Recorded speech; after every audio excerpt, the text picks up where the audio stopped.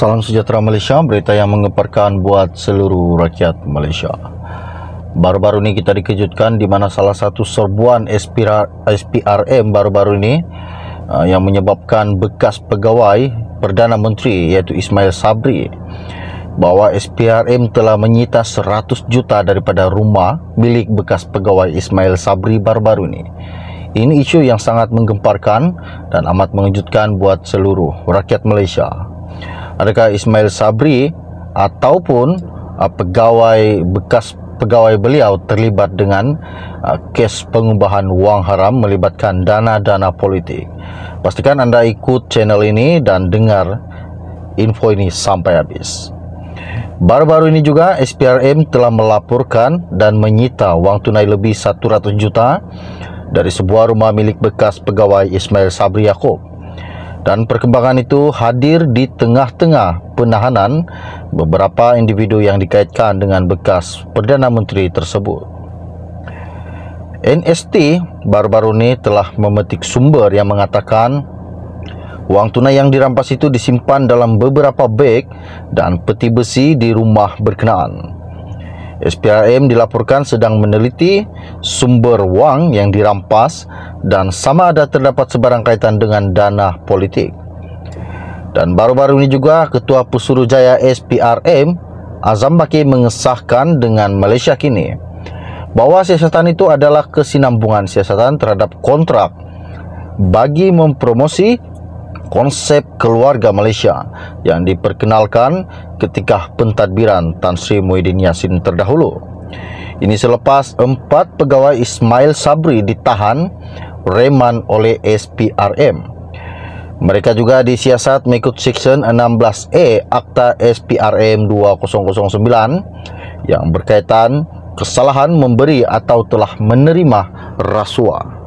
Lebih mengejutkan lagi di mana baru-baru ini bekas Perdana Menteri itu, Datuk Seri Ismail Sabri Yaakob, masih memerlukan pemantauan rapi pihak hospital.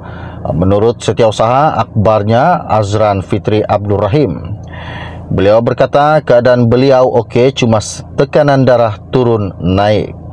Jadi beliau memerlukan pemantauan yang rapi, katanya.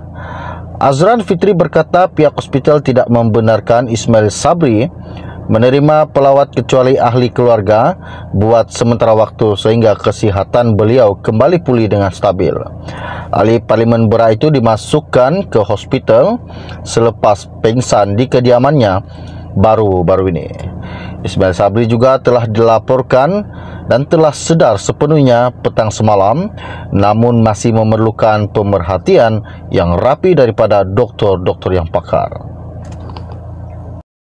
Baru-baru ini juga SPRM telah melaporkan dan menyita wang tunai lebih 100 juta dari sebuah rumah milik bekas pegawai Ismail Sabri Yaakob.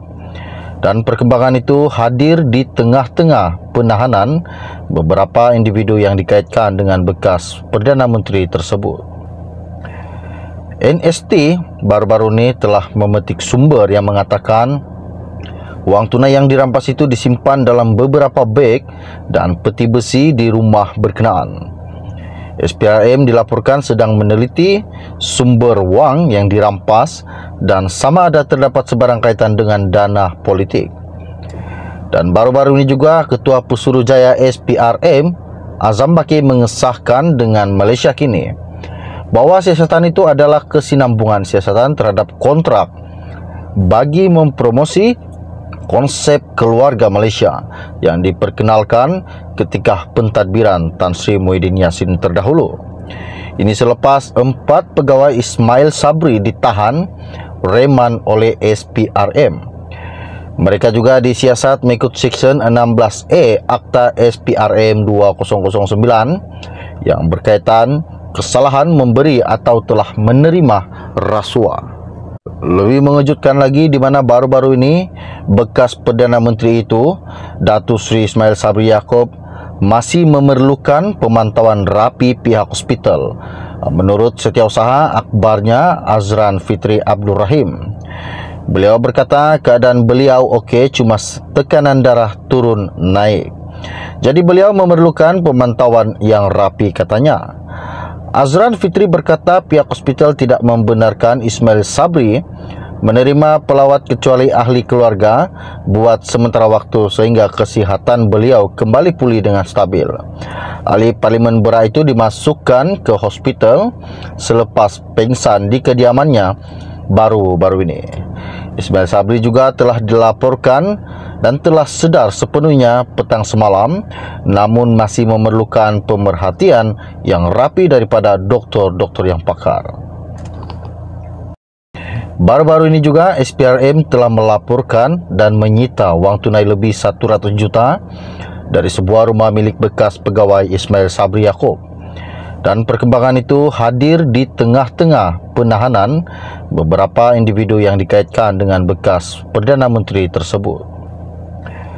NST baru-baru ini telah memetik sumber yang mengatakan wang tunai yang dirampas itu disimpan dalam beberapa beg dan peti besi di rumah berkenaan. SPRM dilaporkan sedang meneliti sumber wang yang dirampas dan sama ada terdapat sebarang kaitan dengan dana politik. Dan baru-baru ini juga Ketua Pesuruhjaya SPRM Azam Baki mengesahkan dengan Malaysia Kini bahwa siasatan itu adalah kesinambungan siasatan terhadap kontrak bagi mempromosi konsep keluarga Malaysia yang diperkenalkan ketika pentadbiran Tan Sri Muhyiddin Yassin terdahulu.